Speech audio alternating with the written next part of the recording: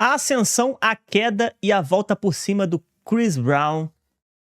Vambora. Existem artistas que fazem sucesso, existem outros que viram lendas e existem aqueles que vivem todas as fases possíveis da fama. O topo, o fundo do poço e algo ainda mais raro, a volta.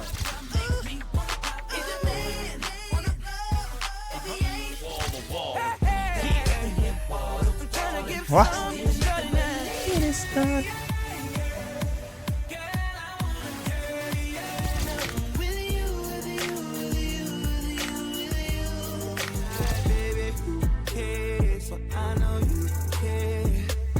Mas essa história que eu vou contar nesse vídeo hoje... Moleque, pior que ele tem muito hit, mano. É maluco, tantos antigos, tantos os novos agora. O homem tem hit, hein? Não é só uma história de hits, recordes e prêmios. É uma história de um talento absurdo.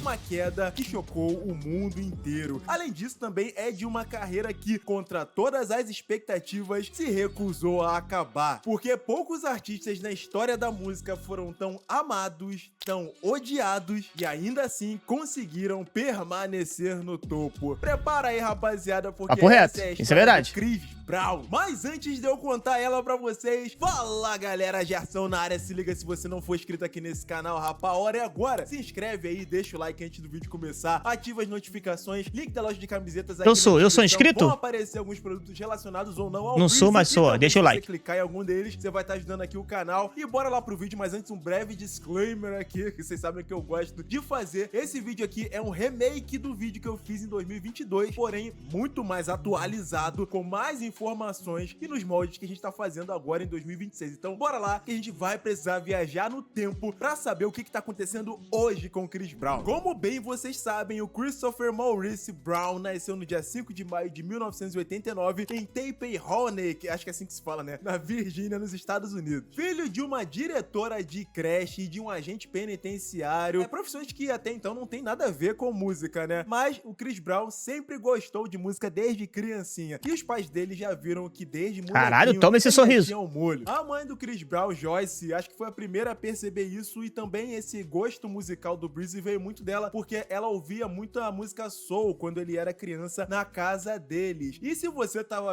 Cara, sempre quando eu escuto Breezy, eu lembro do Naldo, cara. Breezy!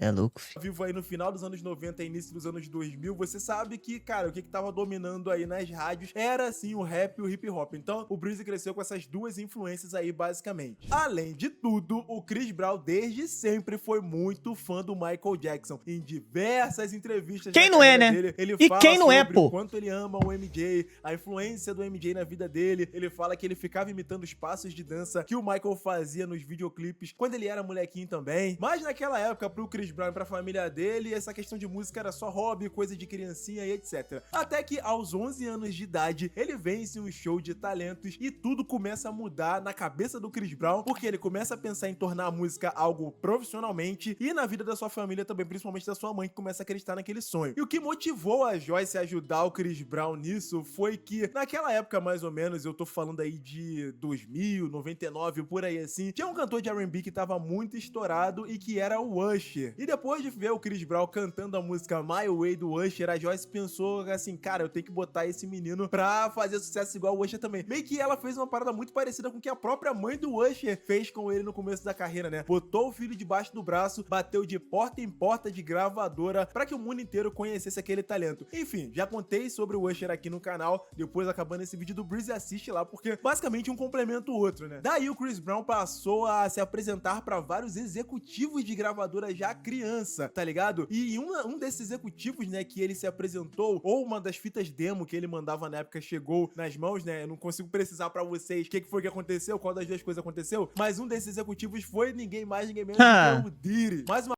Sean Combs. Uma coisa muito boa aconteceu aqui porque o Diddy não quis contratar o Chris Brown para sua Bad Boy Records. Não sabemos o motivo, pelo menos eu não sei. Se você souber, escreve aqui nos comentários. O que eu sei é que foi muito bom. Mas as demos do Chris Brown chegaram nas mãos da fada madrinha do R&B dos anos 2000. Vamos Tina colocar Davis. assim, que é a Tina Davis. A Tina, ela era a IR da Def Jam Records e você também já escutou eu falar dela aqui no vídeo do Neo, porque foi também a Tina que descobriu o Neo da mesma forma que ela descobriu o Chris Brown. O que aconteceu ali é que ela não ficou impressionada com as músicas que o Chris Brown tava cantando naquela demo, e sim com a forma com que ele interpretava, a forma com que ele cantava, as técnicas musicais que ele tinha na fase que ele tava na muda de voz ali, por aproximadamente 14 anos de idade. Ele conseguia controlar a voz de uma forma que, pô, os adultos não conseguiam, enfim. Moleque, bizarro, os caras lá começam muito novinho, né? Michael Jackson começou no grupo Jackson 5, porra, novíssimo. Justin Bieber começou com 14, 15. Chris Brown começou com 14, 15. Tá ligado? Mas teve uma musiquinha em específico que chamou a atenção dela. E eu já vou tirar um elefantão aqui dessa sala, porque, mano, pra mim, essa é a música, a melhor música do Chris Brown. Ele não gosta, mas eu gosto pra caramba. Que é Eu conheço a primeira música dele, mano. a track Whose Girl Is That? Ai, que nostálgico!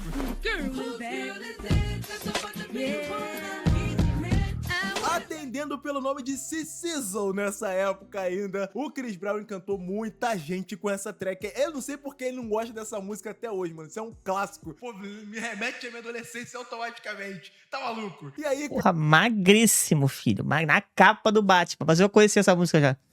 cara, acabou que ele também se apresentou pro L.A. Eu não sabia que ele não... Realmente, ele nunca cantou ela porque ele realmente deve odiar essa música. É igual o Justin Bieber da época que eu odiava... O Justin Bieber, mesmo cantando, ele falava que ele odiava Baby, né? Mas não tem como, filho. É um clássico, pô. Reid. Mano, ele se apresentou pra muita gente. Mas esse caso do L.A. Reid é curioso, porque, tipo, o L.A. Reid quis contratar o Chris Brown no mesmo dia que ele assistiu o menino se apresentando. Só que aqui tem muitas versões dessa parte da história, né? Tem gente que diz que o próprio Chris Brown não quis assinar com o L.A. Reid porque ele tinha que terminar o colégio. Tem gente que fala que o Chris Brown não quis assinar com o L.A. Reid porque ele não tinha falado com a sua mãe, nem ele, nem a Tina Davis. Tem muitas versões dessa história. O que é importante saber é que ele não assinou com o L.A. Reid naquela época. Acabou que mesmo assim, em 2004, aos 15 anos de idade, o Chris Brown teve que abandonar o ensino médio. Mas a parte boa é que ele assinou com a Jive Records, uma gravadora que nessa época tava muito hypada por ela ter a galera do pop ali, como tipo a Britney Spears, o Justin Timberlake, que foi uma estratégia muito inteligente do Chris Brown, ainda criança, adolescente, né, na verdade, de ter assinado com Pouca ele. gente, porque, né? obviamente, o público preto ia se identificar com o Chris Brown porque ele era preto, entendeu? E ele também Pouco artista bom, né? Bizarro, filho. Fala, Lion.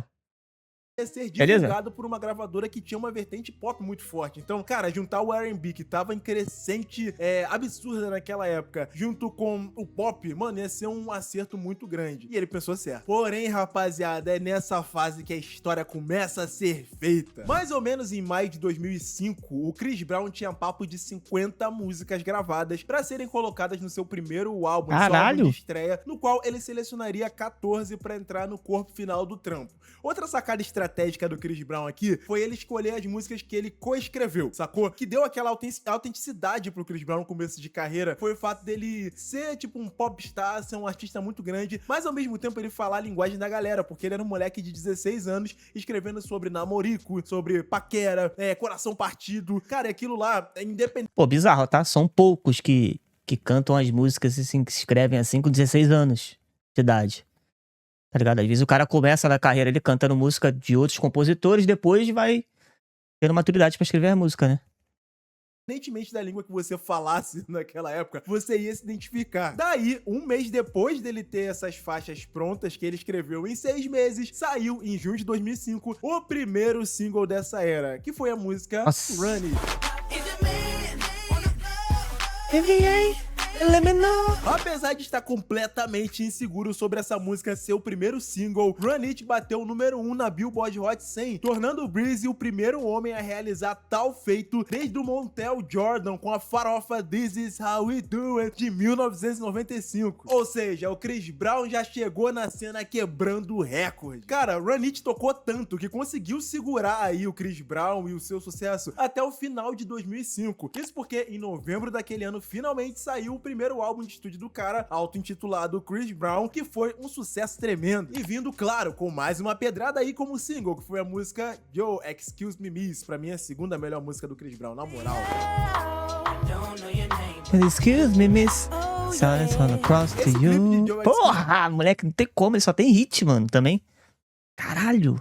Pior que eu era muito fã, moleque. Época daqueles DVD Love. Eu conheci ele por lá, mano. Esse DVDzinho que você comprava na locadora, não, né? As barraquinhas, né? Era 3 por 10. Pô, aí comprei Love. Nem sabia dos cantores que tinha lá, moleque. Aí fui, colocava no DVD, ficava escutando, aí do nada apareceu, moleque. Tinha esse clipe e tinha um outro dele também. E tinha essa última que apareceu, Run It. Mimis, ela é cheia de easter egg, eu já falei um pouquinho no vídeo do Trey Songz, porque o Trey Songz aparece no clipe. Cara, tipo, é muito legal. Mas o que é mais legal é que no final ela dá um spoiler do próximo single do Chris Brown, que é a música Gimme That. E, mano, o Chris Brown demorava muito pra lançar uma música nessa época, cara. Ele lançou Joe Excuse Me Miss, acho que em dezembro, e Gimme That chegou em maio de 2006. Só que não chegou a versão original que todo mundo conhecia no CD, e sim uma versão, tipo, um remix com o Lil Wayne.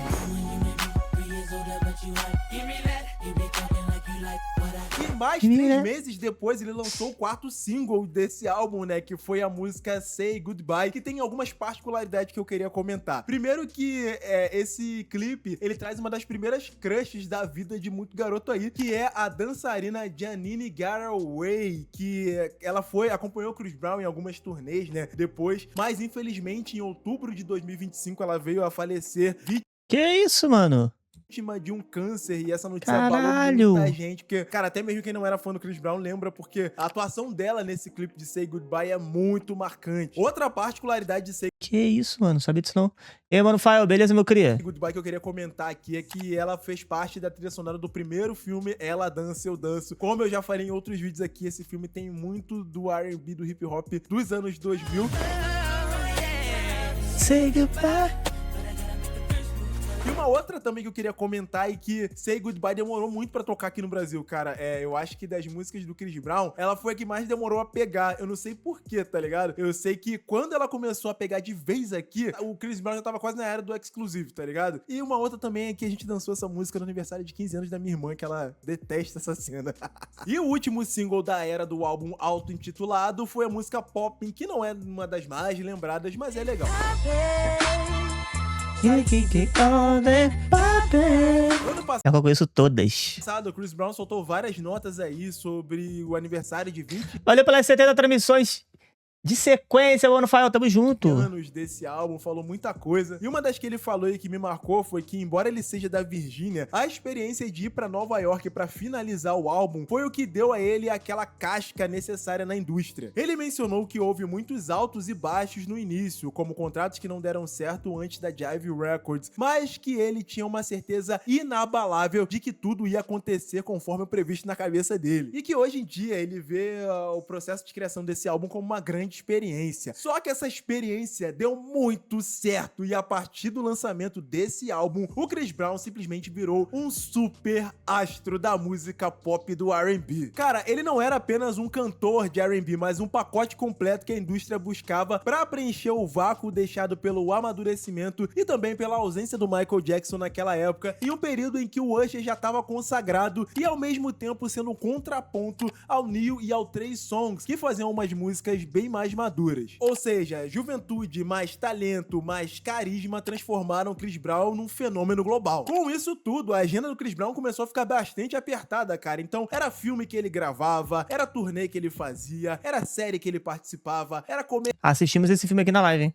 comercial que ele filmava, era muita coisa, e já tava passando um tempo já que ele tinha lançado o seu primeiro álbum, e a galera já tava ansiosa pelo próximo trampo que o Breezy ia lançar. Isso porque todos esses compromissos atrasavam as gravações desse trabalho. Então ele resolveu lançar um single teste, vocês sabem que é single teste, já falei em vários vídeos aqui, que foi a música Wall to Wall. Papo retão, o Alto Al pra mim é a terceira melhor música do Chris Brown. Uma pena que, na época, o mundo não curtiu essa faixa quando ela foi lançada. Amargando o número 77 na Billboard Hot 100, nem um clipe inspirado em Thriller, no filme Blade, nada ali salvou, a não ser pra ela servir como meio que um chão ali pro Chris Brown pisar nessa ideia que as pessoas tinham na cabeça que ele era um ótimo Pô, mas essa música é muito foda, mano. Pô, essa música é absurda. O clipe é absurdo também. Tá ligado? Pô, não tem como.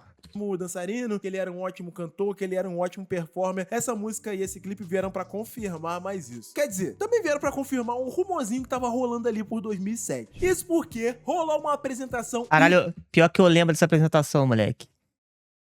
Tá ligado? Eu lembro que eu vi na internet, moleque, no meu PC, naquele computador branco que eu tinha. Nossa.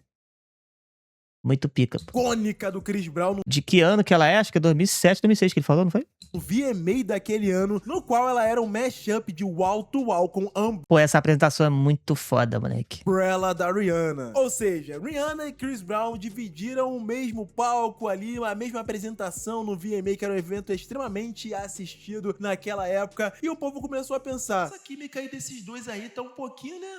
Parece que são namorados. Assim, o Chris Brown nessa época, em algumas entrevistas, já foi perguntado sobre esse rolezinho da Rihanna que ele tinha naquela época, e eu lembro dele falar que, tipo, ela é linda, eu gostaria de namorar ela, e não sei o que lá, enfim. Mal a Caralho, pra frente, né? gente sabia o que tava pra vir, e eu já vou comentar sobre.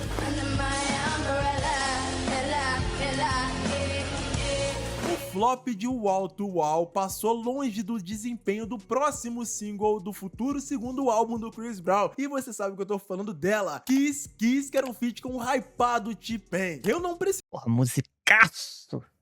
É maluco, pra mim essa aí é uma dos top 3 dele. preciso falar pra vocês o quão Kiss Kiss tocou e toca até o dia de hoje. Kiss, kiss, kiss, kiss, E ela marcou o segundo número 1 do Chris Brown na Billboard Hot 100. E ó, vou falar pra vocês Pô, o T-Pain era o hype, moleque, nessa época. Porra, tá maluco. que eu sei bem fazer aquele flow do T-Pain, tá? Aquele...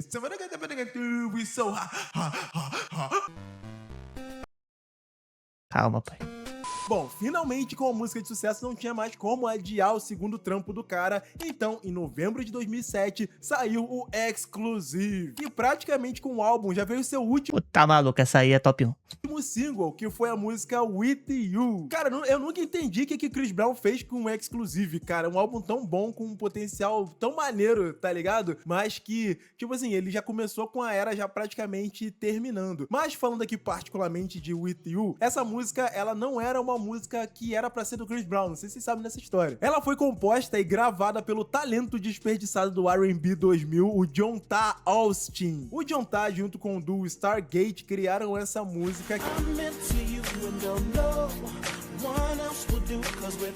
que chegou nas mãos do Chris Brown e falou assim: Isso aí eu não sabia. e aí, filho, me dá aí, fião, vou transformar essa track num clássico. Deixa eu abrir um paralelo muito rápido pra falar do John Tá aqui, cara, porque muitas das músicas que fizeram sucesso nas vozes do R&B masculino dos anos 2000 eram do John Tá. Eu lembro que Can't Help But Wait do Trey Songz é dele, ele já fez músicas que o Neil gravou, ele já fez música que o Usher gravou, Mariah Carey gravou. Esse cara, tipo assim, é um talento que pouca gente conhece, mas que criou muito clássico. Ele canetou muita música que hoje, pô, é muito nostálgica. E pra fechar 2007, o Chris Brown terminou o ano fazendo aquele filme This Christmas, que ele fez até a música This Christmas também, né? Que é trilha sonora aí da ceia de Natal. Musicão também. De Natal de muita gente aí. Engraçado, eu conheço essa música, mas nunca vi o filme. E nesse período de festas, eu lembro que ele embarcou na Exclusive Holiday Tour, que foi uma turnê de Natal no qual ele passou por mais de 30 cidades nos Estados Unidos. Mas já no começo de 2008, Chris Brown daria o que falar com outro single, só que dessa vez não era dele, tá ligado? Isso porque nesse final de 2007, o American Idol tinha chegado ao fim, que como campeã ele consagrou a Jordan Sparks, que veio aí lançando seu primeiro álbum, e um dos seus primeiros singles, se não me engano foi o primeiro ou foi o segundo, não lembro, foi a música No Air, que foi uma parceria dela Pedrada. com Breezy. Essa é eu não preciso pedrada. falar o quanto essa música é clássica, pai. Tell me how I'm supposed to breathe with no air.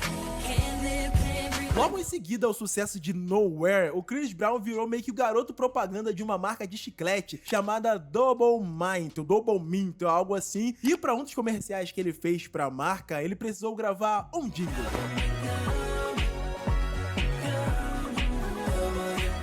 Acabou que esse jingle e esse comercial fizeram tanto sucesso que o Chris Brown resolveu expandir essa música e levar ela pro estúdio e gravar com uma letra completa e colocar também no relançamento do Exclusive, que saiu ali no primeiro semestre de 2008. E o nome dessa música e desse jingle você já deve ter percebido que é a Forever.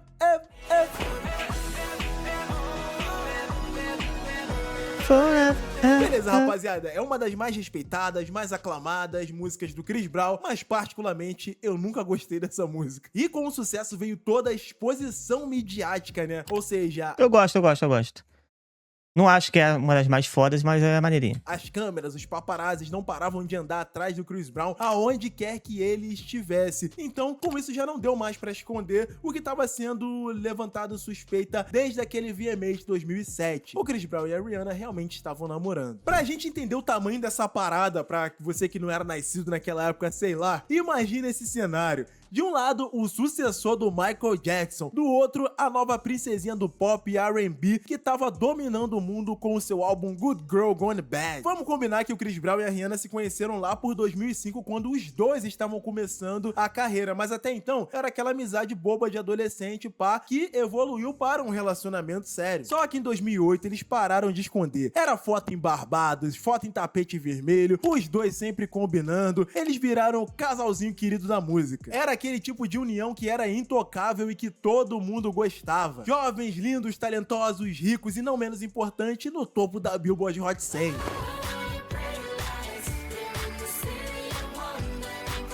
Cara, tipo assim, o público, principalmente as meninas, meu casal, eram obcecadas pelo relacionamento do Chris Brown e da Rihanna. Tipo, toda vez que eles apareciam era realmente um evento. Só que eles passavam aquela vibezinha de tipo assim, primeiro amor, tá ligado? Primeiro namorico, primeiro romance. O que conectava muito mais ainda com a galera que, pô, era adolescentezinho igual a mim, tá ligado? Só que o que ninguém sabia é que por trás de todo aquele brilho das câmeras e dos sorrisos no tapete vermelho, a pressão da fama e a imaturidade estavam criando uma tempestade perfeita. E foi justamente no auge desse conto de fadas moderno, quando eles eram o rosto perfeito da indústria jovem, foi que o mundo inteiro parou naquela noite de fevereiro de 2009. Na madrugada de 8 de fevereiro de 2009, na véspera... Moleque, eu lembro, caralho, moleque, moleque, jornal só falava disso, moleque. Caralho.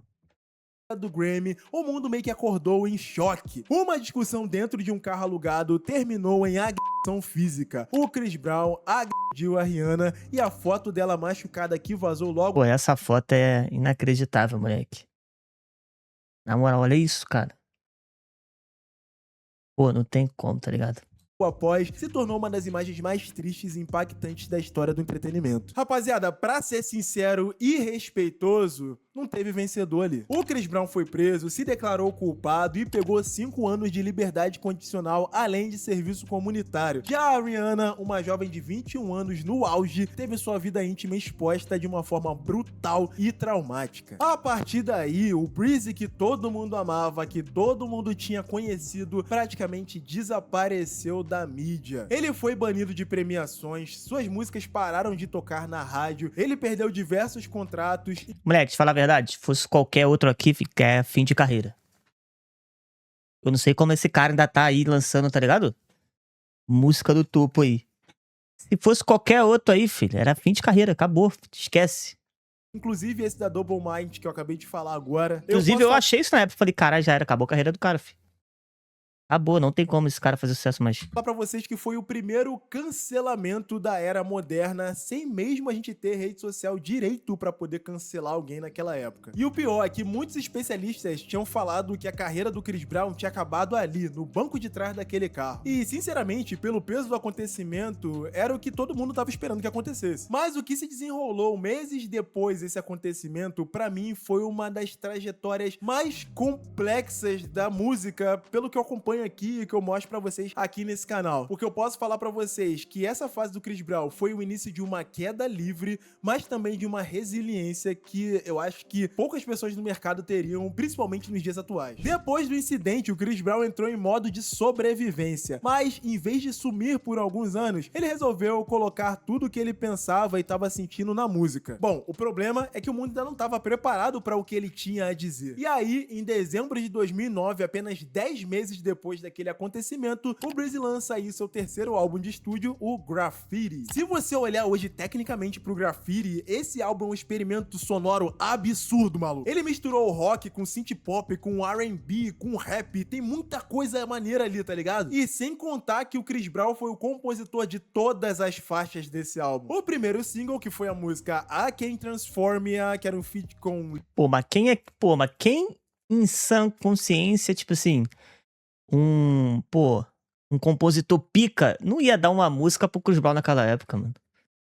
Sabe que ia ser meio que flop, mano. Ia flopar, pô. Isso era certo, tá ligado? Qualquer coisa que ele lançasse ali na época, ali depois do acontecimento, ia flopar, pô. Mesmo sendo boa, tá ligado? Lil Wayne e o Swizz Beatz, até que fez um barulho legal, mas o boicote era real. As rádios não tocavam essa música. Então, ninguém ia ser louco de pô, dar... Às vezes, pô, o cara escreveu, pô, caralho, isso aqui é musicão, mano. Aí chegou, porra, ficaria foda na voz do Chris Brown, mas como é que dá essa música pra um caba que não vai tocar em nenhuma rádio? Ninguém quer ver esse cara, pô. As lojas esconderam o CD e a mídia caiu matando em cima do Chris Brown.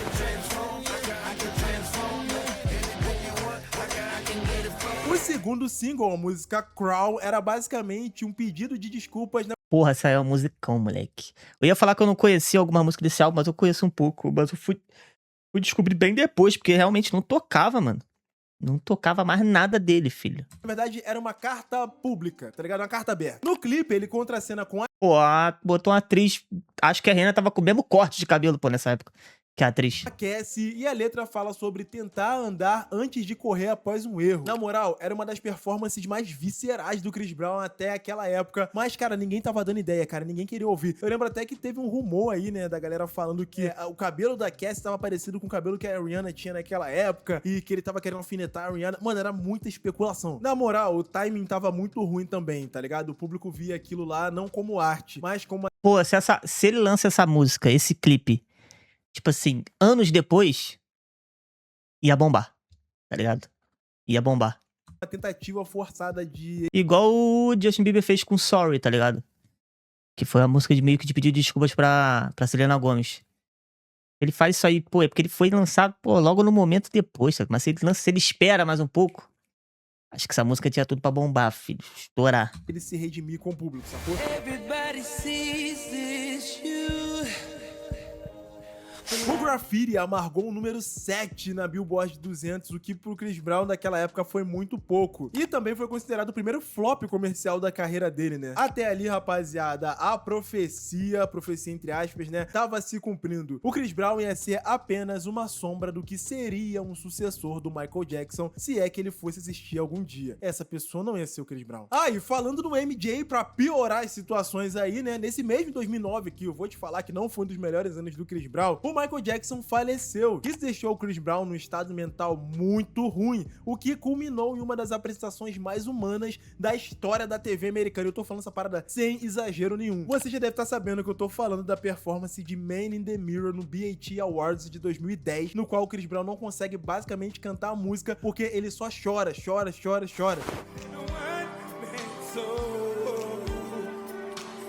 eu não lembro, não.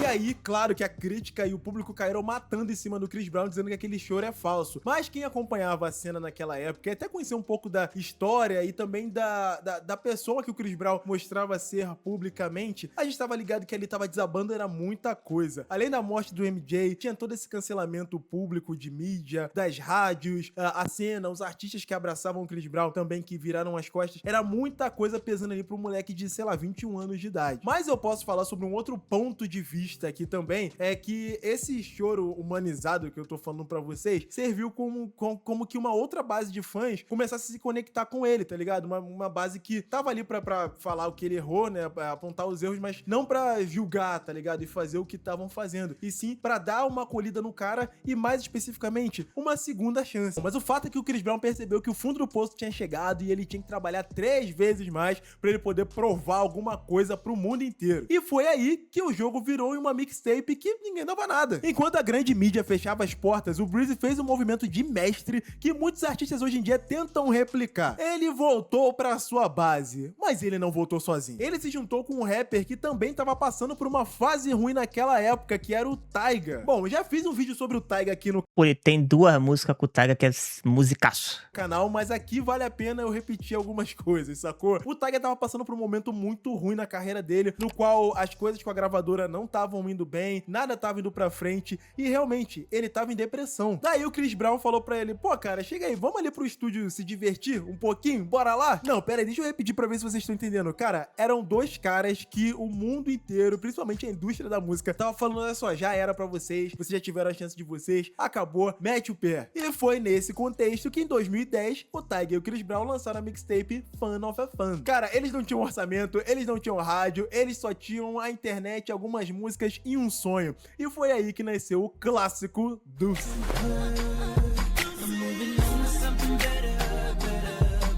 Essa música é um estudo de caso tremendo, que é um R&B minimalista melancólico, onde o Chris Brown basicamente diz tchau pra todo o drama e o Tyga finalmente mostra pro mundo pra o que veio. O negócio viralizou tanto que a música saiu da internet e foi parar no número 1 da Billboard R&B e Hip Hop por 7 semanas. Ali o Chris Brown provou que o público não tinha abandonado ele e, não menos importante do que isso, ele também tava com o poder de ressuscitar carreiras. Bom, é nesse ponto que eu posso dizer pra vocês que a Breezy Teen ou Fan Breezy, sei lá como é que é o nome dos fãs do Chris Brown, comenta aí se vocês souberem. Eu sei que vocês sabem, né, que vocês caíram nesse vídeo aqui, não foi de sacanagem, mas foi aí que ele percebeu que, cara, tem um exército aqui comigo e, pô, a partir daqui, vamos tocar a vida. Com esse gás, ele chegou em 2011 pronto pra lançar o álbum da sua ressurreição definitiva, vamos botar assim, que Fame. foi o Fame, que era a sigla pra Forgiving All My Enemies, ou Esquecendo de Todos os Meus Inimigos. E esse álbum não foi só um divisor de águas pro Chris Brown, mas também foi a criação de novas alianças ali na indústria. Uma das mais marcantes foi ninguém menos do que com o Justin Bieber. Pô, a música dos dois é absurda. Que eu escutei essa música na época é inacreditável, pô. Que naquela época era um super, hiper, mega, gigatera star e que diversas vezes já tinha falado aí, principalmente no começo da carreira dele, né, que o Chris Brown era uma das suas maiores inspirações. Vamos combinar que na época o Bieber era o maior fenômeno do planeta, era aquela pura imagem do garoto bonzinho do pop e que ninguém deixaria ele chegar perto do bad boy do R&B. Mas a música Next to You provou o contrário. Bom, ver os dois juntos naquele clipe foi o sinal que a indústria precisava para ver a força do Chris Brown, independentemente de qualquer acontecimento. Sky is falling. E o trabalho não parou, isso porque em 2012 veio a redenção máxima. O álbum Fame venceu o Grammy de melhor álbum de R&B e ver o Chris Brown subindo naquele palco 3 anos depois de ser considerado morto pra indústria foi a prova definitiva de que o talento dele era inegável. Mas se você acha que a vida do Chris Brown foi um mar de rosas nessa época, você tá completamente enganado. Porque entre o álbum Fortune de 2012 e o álbum X de 2014, o Breezy ainda enfrentou muitos problemas com a justiça, além de idas e vindas com a Rihanna e a reabilitação. Parece que ele dava 2 passos pra frente e 1 pra trás, tá ligado?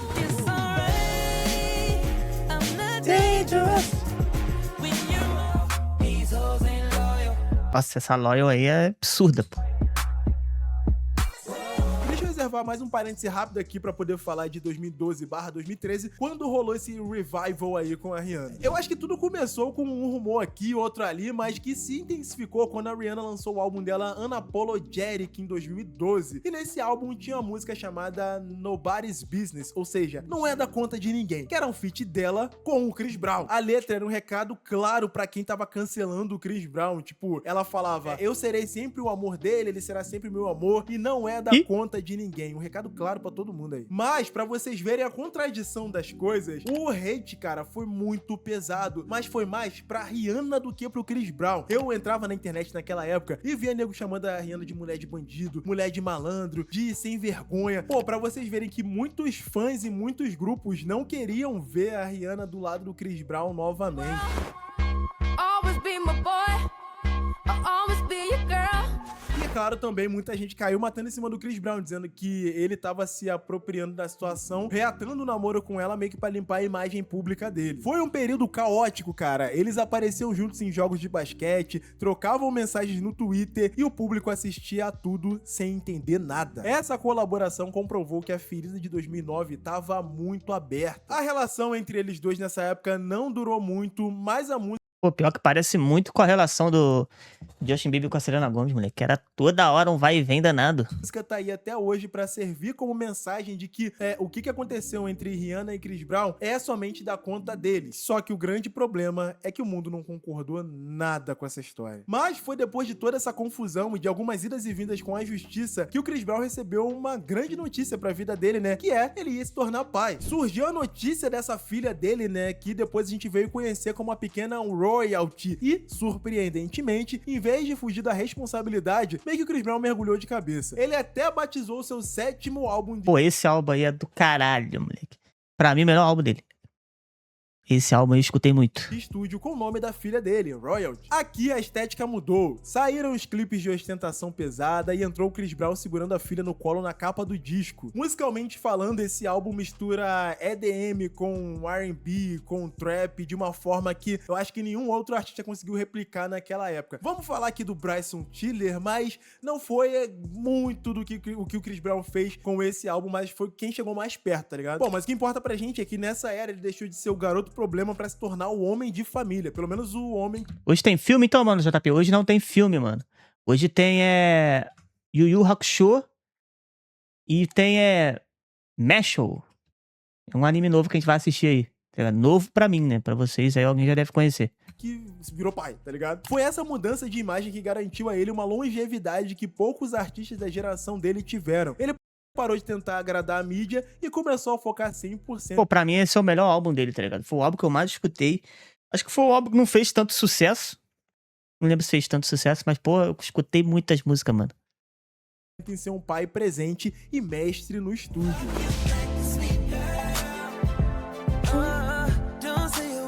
Esse ano, inclusive, ele lançou aí agora o álbum colaborativo com o Tyga, né? O Fun of Fun, mas que, caraca, veio com outras tracks aí lendárias, como, por exemplo, Ayo, que eu sei que tem muita gente que gosta. And I got an engine for a trunk space. I get money 3 ways, fucking bitches 3 ways, 7 different phones. Beleza, mas passada essa era do Chris Brown provar que ele tinha um lado humano, eu acho que em 2017 foi quando a galera começou a ver que o Breezy, ele era uma máquina de trabalho imparável, tá ligado? Foi aí que ele lançou o álbum Heartbreak on a Full Moon. E, mano, aqui Bom pra eram caralho também. 45 tracks, 45 faixas. E que nessa era que o streaming tava começando a ficar popular e a ditar números na Hot 100, enfim, muita gente acusou o Chris Brown de ter colocado 45 faixas em um álbum pra poder inflar números nos streams, tá ligado? Pra poder ele ter mais stream, mais tempo de retenção e com isso ele chegar no topo das paradas novamente. Mas a real aqui é que os fãs devoraram o álbum e se você escutar ele hoje em dia, você vai ver que segurar 45 faixas, a maioria com uma consistência e com uma história, não é pra qualquer um não, pai. Na minha opinião, foi aqui que ele entendeu o jogo que numa era de Spotify e Apple Music, quantidade com qualidade vai fazer você dominar o game. Daí eu também acredito que ele parou de ser o artista das rádios pra ser aquele cara que você escuta nas playlists de madrugada, vamos botar assim. E foi nesse ritmo que chegamos no álbum Indigo de 2019. E foi nesse disco que chegou a faixa No Guidance, o feat com o Drake. Vocês aí lembram o quão A única música do Drake que eu gosto. falada foi essa música? Vamos Pô, acho que eles não se davam bem, né, pô? Chris Brown e o Drake, né? Porque o Drake deu uma pegada na Rihanna depois. Mandava ali uns recados. Mas é musicão. colocar assim, se você não lembra o porquê, eu tô aqui pra explicar. Lembra que na versão desse vídeo de 2022 eu mencionei rapidamente a briga do Chris Brown com o Drake por causa da Rihanna, que era meio que eles faziam um triângulo amoroso, e aí que o estopim foi aquela briga na boate onde voou garrafa pra tudo quanto é lado? Bom, então, ver o Chris Brown e o Drake numa mesma faixa foi uma coisa assim, meio que a paz foi selada no R&B, principalmente porque os dois são referências ali, o Drake tava muito no auge naquela época, e isso ia ser benéfico pra ambos os lados.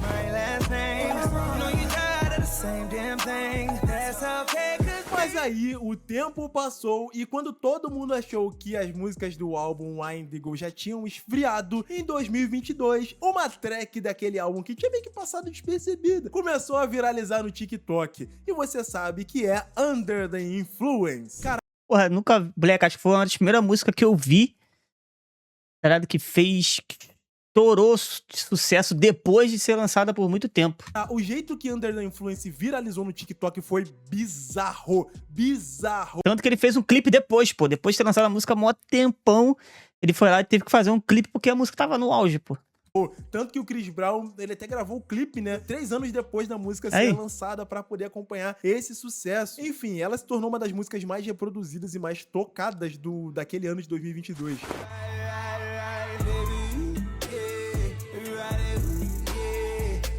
Então aqui todo mundo entendeu que o código do Breezy é atemporal, de verdade. Ele pode passar anos, mas as músicas do Chris Brown, elas começaram a ter um valor muito grande, principalmente com o TikTok. Ou seja, não é o Chris Brown que corre atrás do hype, é o hype que corre atrás do cara.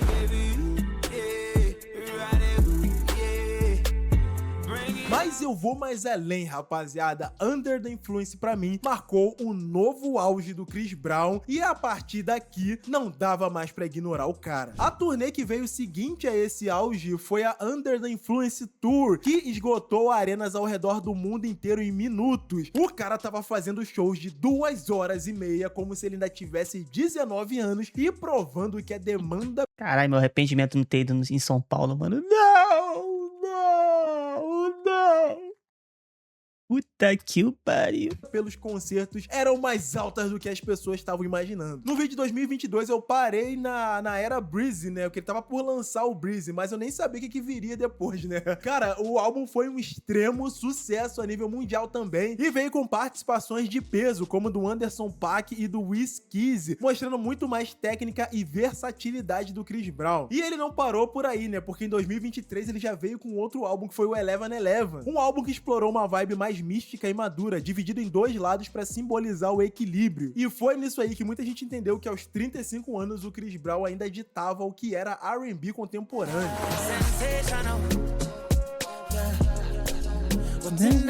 Mas se você achava que o Chris Brown da nova geração era só paz e amor, você tava enganado. Quem não lembra em 2024 da treta dele com o Quavo, que eu cobri massivamente aqui nesse canal? Mano, na moral, que momento! O que começou com indiretas e rusgas por causa de uma ex-namorada, a Kerrate Tran, até hoje eu me lembro desse nome. Cara, estourou numa das tretas que veio paralela aí à treta do Kendrick com o Drake, né? E aí, culminou na música Weakest Link.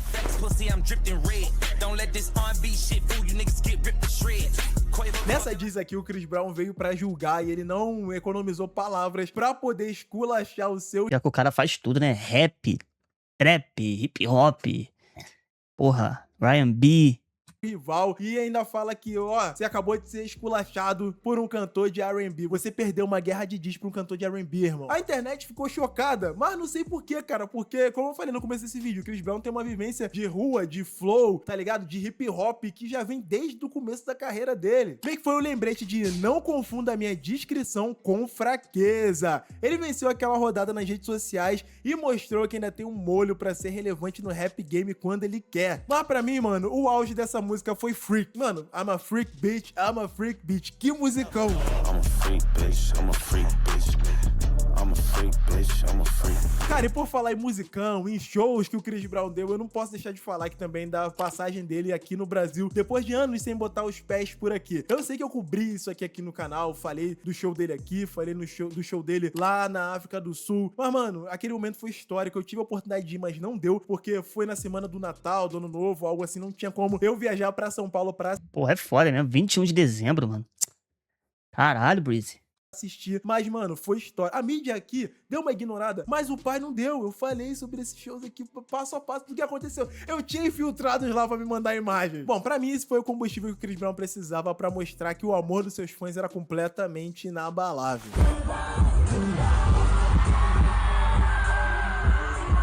E nessa fase você deve ter notado que o Chris Brown adotou uma postura mais reservada, mais calada. Ele meio que, por mais que ele tinha essas turnês aí de estádios muito comentadas nas redes sociais, o Chris Brown não parou pra dar entrevista pra ninguém. Eu mesmo me credenciei pra poder entrevistar o cara, não consegui. Mesmo a galera conhecendo meu trampo, mano, não deu, mas não tira a razão do maluco, cara. Ele tem que estar nessa vibe mesmo, porque, pô, o que fizeram com ele no passado foi coisa de doido. Bom, ele virou o famoso trabalhe em silêncio e deixe que sua arte fale por si só. Agora, em 2026, o clima é de celebração total. Com as comemorações dos 20 anos de carreira, o Chris Brown tá revisitando tudo que ele construiu. E fiquem ligados, cara, olha só, tô gravando esse vídeo na quarta-feira, 8 de abril. E o Chris Brown acabou de postar uma história aqui falando que vem alguma coisa na sexta-feira. E eu estou completamente intrigado aqui, porque ele quebrou meu roteiro. Mas o Gerson do futuro vai vir aqui e vai falar o que aconteceu na sexta. Se é que aconteceu uma coisa relevante pra botar nesse vídeo. Mas rumores lá na gringa que não faltam, né? Será que é o tal famoso álbum Brown que vai sair? Não sabemos.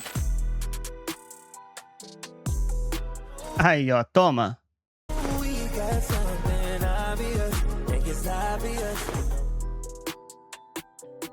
Ah, isso aí eu tô sabendo, moleque. Turnê com Oxi. O que eu queria saber é porque até hoje o Chris Brown não teve um Super Bowl pra chamar de dele. Porque quando ele vier também, mano, prepara, porque eu acho que vai ser um dos maiores da história. Mas resumindo pra vocês, rapaziada, o que começou com um menino imitando o Michael Jackson na Virgínia se tornou numa das trajetórias mais... Cara, pior que eu acho que esse Super Bowl tem tudo pra ser do JB esse ano, mano. Pô, só pelo sucesso no Coachella, porra. O cara botou uma música de 2000 e... sei lá, caralhada no top 1 durante várias semanas.